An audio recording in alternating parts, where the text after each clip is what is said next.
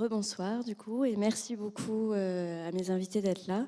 Donc ça a été dit plusieurs fois aujourd'hui, mais on est dans une année d'élections, les élections européennes, l'élection présidentielle américaine et une soixantaine d'autres scrutins auront lieu cette année. Et en parallèle de ça, c'est aussi l'année 2024 où déferle ce qu'on appelle la vague de l'IA générative et donc la possibilité de créer à moindre frais des contenus qui peuvent être faux et donc voilà, industrialiser quelque part la désinformation. Alors, on va voir est-ce que c'est exactement ça le cœur du sujet ou non avec vous trois. Et surtout, est-ce qu'il y a des solutions, puisque le titre de la table ronde, c'est « Comment sauver nos démocraties ?» Donc on va essayer de voir si on peut d'ores et déjà se préserver l'intégrité des élections et du coup de nos démocraties. Je vais commencer avec vous, Paola Tubarro. Puisqu'on est, enfin, voilà, on est assez habitué quand même de voir notre espace démocratique perturbé par la technologie. On a tous en souvenir, je pense, l'exemple de Cambridge Analytica, de la manipulation de masse. Qu'est-ce que vient changer exactement cette nouvelle vague d'IA dite générative ? Oui, effectivement, comme vous l'avez bien dit, avec l'IA générative actuelle, on peut générer beaucoup plus facilement et de manière économiquement accessible des vidéos, des images, du son de plus en plus réalistes et donc de plus en plus capables de nous induire en erreur. En même temps, la bonne nouvelle, on va dire, est que cette même IA générative peut nous aider à développer des solutions pour détecter les fausses images, vidéos, etc., etc. Et donc, c'est un outil qui peut nous servir dans le bon sens. Cependant, en fait, le problème est plus compliqué puisque, d'une part, il y a eu des études qui ont montré que on est, en tant que citoyen, qu'usager du web, on est tout aussi susceptible de se tromper avec un contenu généré par une IA, ce qu'on appelle parfois des deepfakes, qu'avec des manipulations faites à la main, on va dire, plus simples, avec des logiciels plus anciens, plus simples, plus basiques. Et donc, et d'ailleurs, les solutions basées sur l'IA générative, elles arrivent mieux à détecter les faux générés par l'IA que le faux généré par l'humain. Donc, il y a tout un tas une zone grise, on va dire, qui est en augmentation. Il y a toute une prolifération, y compris d'organisations internationales qui se lancent dans le fait à la main, on va dire, qui échappent davantage au contrôle. Donc voilà, la lutte, ça se déroule sur plusieurs fronts et elle est complexe. David Collomb, est-ce que vous voulez ajouter quelque chose, et notamment peut-être sur, si on peut faire un petit, puisque vous êtes historien, un petit retour en arrière de savoir quand est-ce que la désinformation vraiment de masse a commencé et comment elle a évolué ces derniers temps? Vous savez, la désinformation de masse existe depuis qu'existent des médias de masse. Ce qui, en revanche, est notable à l'ère de la guerre de l'information, c'est-à-dire depuis la fin de la guerre froide, c'est la possibilité offerte par les outils numériques de démultiplier les capacités d'action des désinformateurs, mais également de recourir à l'information comme à une arme pour fragiliser les régimes adverses. Et en l'occurrence, les régimes autocratiques, depuis la fin de la guerre froide, se sentent directement menacés par la supériorité informationnelle occidentale à l'échelle globale. Ils y voient une menace pour leur propre stabilité, de sorte qu'ils se sont engagés d'abord dans une défense, une protection de leur espace informationnel à l'égard de toute ingérence étrangère, ensuite dans la constitution d'un arsenal d'armes de manipulation, mais aussi de persuasion qui recourent à l'information à des fins militaires. Et enfin, ils se sont lancés depuis une dizaine d'années dans une guerre visant à faire s'effondrer les démocraties parce que de leur point de vue, c'est le meilleur moyen pour eux de survivre. Et je crois que vous me disiez aussi que, enfin, quand on pense désinformation IA, on a souvent en tête l'image des deepfakes que vous avez rappelé, de production de faux, mais vous me disiez que c'est pas forcément ça le cœur du sujet en fait, que c'est peut-être ce qu'il y a le plus bluffant, le plus sensationnaliste, mais que la principale inquiétude n'est pas vraiment là.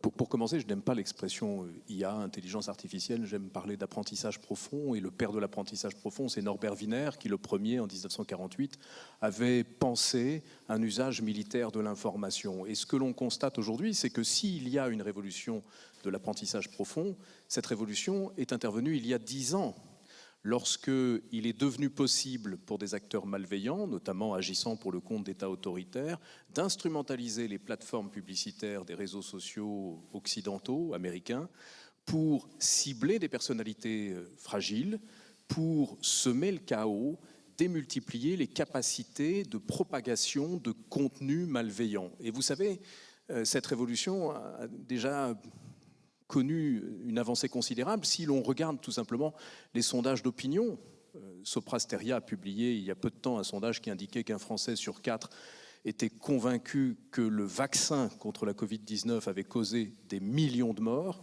C'est un remarquable succès pour la propagande des régimes autoritaires qui ont diffusé ces faux récits. Je songe bien évidemment au Kremlin et au Parti communiste chinois.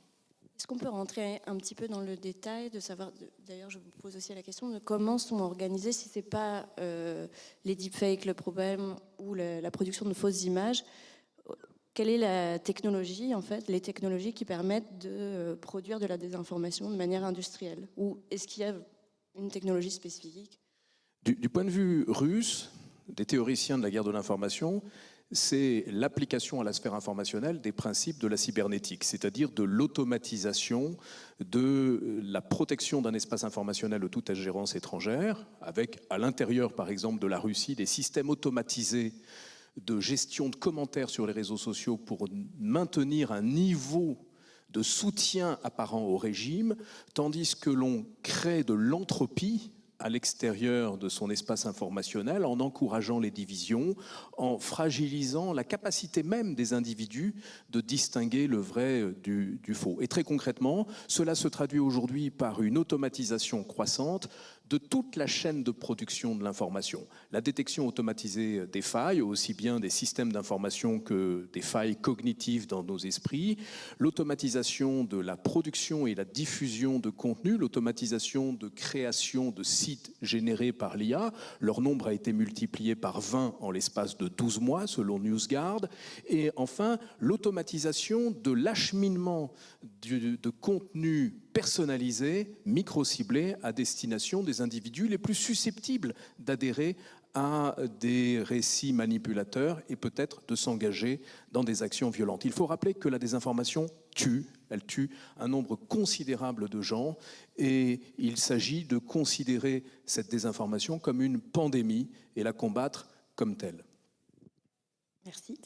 Anna Lambert, vous dites aussi qu'il y a aussi un sujet dans les systèmes algorithmiques eux-mêmes, enfin, c'est-à-dire on parle de campagne de désinformation, mais qu'il peut y avoir aussi des biais politiques, enfin que ces algorithmes n'étaient pas neutres politiquement. C'est, je crois, le sujet de votre dernier ouvrage, entre autres. Est-ce que vous voulez nous expliquer un petit peu cela? Oui, tout à fait, merci beaucoup. Effectivement, en fait, ces industries de la désinformation peuvent avoir tant de pouvoir en fait, et d'emprise, aussi parce que les systèmes de recommandation algorithmiques qui sont à l'œuvre dans les réseaux sociaux principaux sont des systèmes de recommandation automatique qui ont pour fonction la plupart du temps d'amplifier en fait les contenus qui ont le plus de vues afin de maintenir en fait les individus engagés sur le réseau. Donc c'est le principe de l'économie de l'attention qui est en fait le modèle d'affaires de la plupart des réseaux sociaux, que ce soit TikTok ou que ce soit Facebook ou Twitter par exemple, enfin X anciennement Twitter. Donc le but étant en fait de capter l'attention des individus, de les maintenir en quelque sorte sur la plateforme le plus longtemps possible pour pouvoir vendre leurs données, leurs attentions à des entreprises qui vont ensuite les cibler au moyen de la publicité.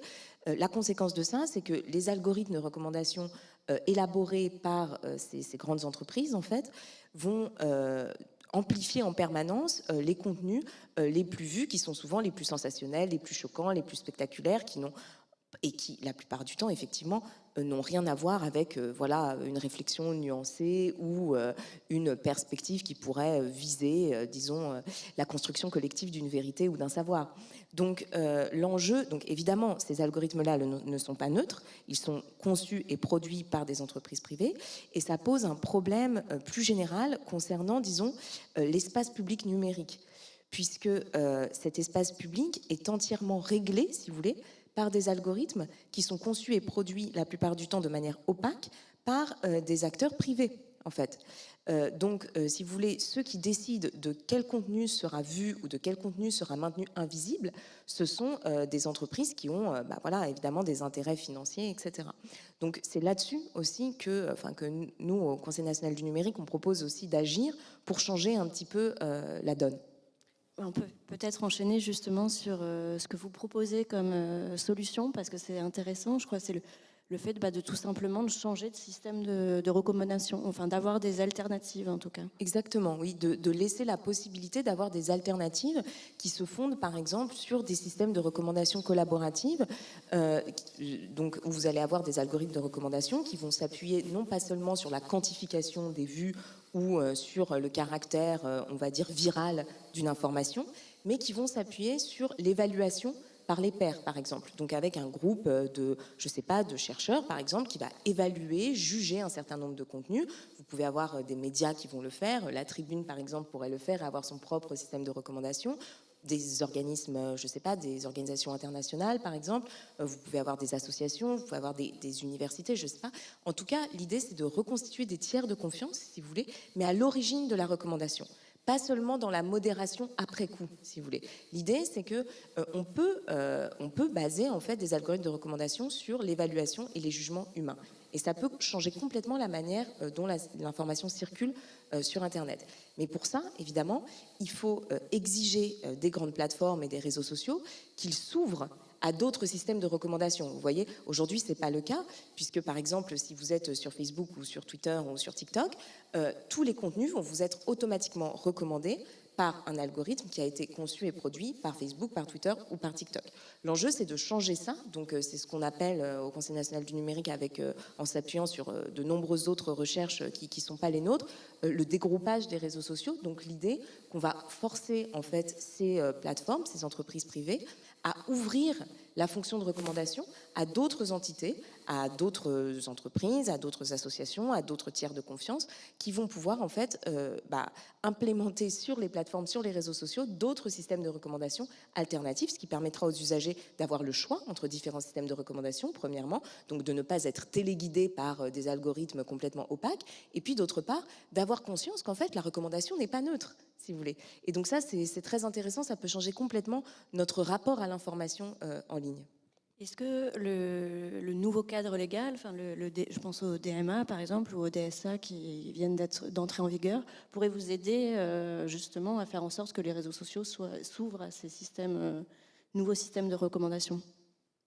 Alors, moi, je ne suis pas du tout une spécialiste du droit, mais par contre, pour en avoir un petit peu discuté avec Jean Catan, qui est le secrétaire général du Conseil national du numérique, j'ai cru comprendre que c'était tout à fait possible et que même c'était des réglementations qui allaient un petit peu dans ce sens, puisque, par exemple, le règlement sur les marchés numériques va obliger Google ou Apple à ouvrir leur magasin d'applications à d'autres applications qui ne sont pas les produits de Google ou d'Apple. Vous voyez, donc cette logique de l'ouverture, en fait, elle est déjà à l'œuvre dans ces textes, en quelque sorte. Donc il faudrait juste la déplacer, en fait, vers un autre endroit qui est celui des réseaux sociaux et des systèmes de recommandation. Paolo Tibarro, vous avez aussi une solution qui est intéressante au CNRS. Je voulais juste avant revenir avec vous, parce que quand on échangeait avant cette table ronde, vous m'expliquiez qu'un des effets aussi de la désinformation, enfin de la publication assez massive de fausses informations, c'est que finalement certains citoyens allaient aussi être de plus en plus méfiants, enfin qu'il y avait un effet en fait inverse, que non seulement on peut croire des fake news, mais que aussi parfois on est un peu trop méfiant et est-ce que vous pouvez, je crois que vous aviez une étude en tête qui expliquait ça. Oui, effectivement, déjà, on est accablé par le volume même des désinformations qui nous entourent. Et d'ailleurs, jusqu'ici, on a parlé des formes plus extrêmes, mais il y a aussi il y a tout un tas de situations d'information qui est vraie, mais qui décontextualisée perd complètement son sens et donc pour tout de même induire en erreur. Bref. Et on n'est pas en mesure de tout vérifier. Et en même temps, on reçoit chacun et chacune d'entre nous, on ne reçoit pas l'information ou un contenu qui circule en ligne dans le vide. En fait, chacun d'entre nous a ses croyances, a son entourage social, ses proches, a des modèles, des personnes de référence. Eh bien, quand une information qui arrive est cohérente avec mes croyances, elle est prise au sérieux par les gens autour de moi ou par les personnes que je considère comme des modèles, eh bien, j'ai plus tendance à lui faire confiance. Mais inversement, si ce n'est pas le cas, j'ai tendance à me méfier davantage. Ce qui fait que parfois, nos réactions de confiance ou de méfiance risquent d'être très partisanes et donc du coup à altérer notre perception des faits, qu'ils soient vrais à l'origine et que donc nous on va croire faux, ou inversement faux et que nous on croit vrai. Donc effectivement le problème est très très complexe et il y a eu des études qui ont montré que dans certains cas effectivement la propension à voir comme fausses des vraies informations peut être plus forte que l'inverse, ce qui est tout aussi préoccupant et risqué, bien évidemment. Ça touche des électeurs plutôt dans l'étude qui était anti-Trump, non, oui, c'était en particulier une étude sur le contexte de la campagne électorale passée des présidentielles américaines. Faut mettre à jour, les outils d'IA notamment avancent, mais voilà, ce qu'on a vu jusque-là, c'est que ce risque, il n'est pas négligeable. Merci. Je vous laisse peut-être nous expliquer, parce que vous avez aussi un outil intéressant qui permet de lutter contre la désinformation. C'est, on pourrait dire, une boîte à outils à destination des journalistes et des chercheurs. Oui, je fais partie avec d'autres collègues en France et dans d'autres pays d'un projet qui fait partie d'une série de projets en fait financés par l'Union européenne pour améliorer notre connaissance du phénomène et pour nous outiller mieux.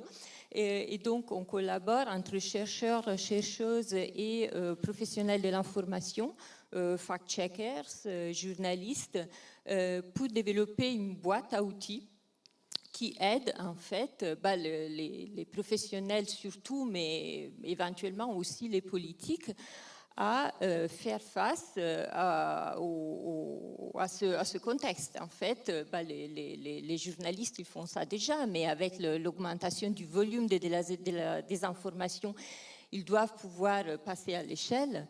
Et donc, notre objectif, c'est de développer une boîte à outils qui les soutienne dans cet effort. Et c'est exceptionnel, en fait, de pouvoir aider avec nos recherches les acteurs, pouvoir essayer d'améliorer la situation. Après, bon, effectivement, on fait face à plein de défis, le manque de ressources pour pérenniser ces solutions dans le temps, la difficulté à avoir accès, parce que, bon, si on veut combattre la désinformation qui circule en ligne, faut bien pouvoir observer ce qui se passe sur Facebook, sur TikTok, qui a été évoqué tout à l'heure, YouTube, etc., etc. Et donc, ça implique aussi des négociations avec les entreprises qui gèrent ces services, qui ne sont pas toujours faciles. Donc, il y a une complexité assez large du problème qui est à prendre en compte. Il y a plusieurs politiques, en fait, qui entrent en jeu, qui sont les élections, la désinformation, mais aussi la recherche publique, mais aussi la relation entre les pouvoirs publics et les entreprises. Voilà. Tout est entrelacé. Il nous reste très peu de temps. Je vais passer du coup la parole à David Collomb, peut-être sur l'aspect solution, ce que vous pouvez apporter. Je crois que vous soutenez une initiative qui s'appelle le Democratic Shield pour essayer de préserver l'intégrité de l'élection européenne. Oui. Plus largement, voilà, qu'est-ce qu'on peut faire en fait pour s'armer peut-être cognitivement Je voudrais dire qu'on a déjà fait beaucoup, qu'on est mieux armé. Il y a la loi sur les manipulations de l'information en 2018, il y a eu la création de Viginum, qui est très actif. Il y a également, bien évidemment, la mise en œuvre du DSA. Cependant, j'en parlais ce matin avec le président de l'ARCOM, il y a un décalage entre le rythme de la régulation et celui de la désinformation. La désinformation produit ses effets beaucoup plus immédiatement, ce qui suppose de changer de mode de traitement de ces enjeux, c'est-à-dire d'appréhender la désinformation non pas seulement en mode curatif, mais en mode préventif, par une mobilisation de la société civile, et c'est ce que propose cet ensemble d'organisations, dont Sciences Po, dont MEC.org, avec cette idée d'un bouclier démocratique. Nous avons besoin d'une solution qui engage l'ensemble de la société, qui nous réunisse autour d'une prise de conscience, mais aussi du développement d'outils partagés. Cette boîte à outils, c'est aussi les solutions de pré-bunking qui aujourd'hui sont mises en avant par un certain nombre de chercheurs en psychologie sociale et produisent des effets extrêmement encourageants. La désinformation, c'est un virus, c'est une pandémie, c'est une infodémie, et nous devons traiter cette désinformation comme telle en lui appliquant les principes de l'immunologie cognitive et envisager des vaccins informationnels. Merci à vous pour ces quelques vaccins que vous avez expliqués. Merci. Ok.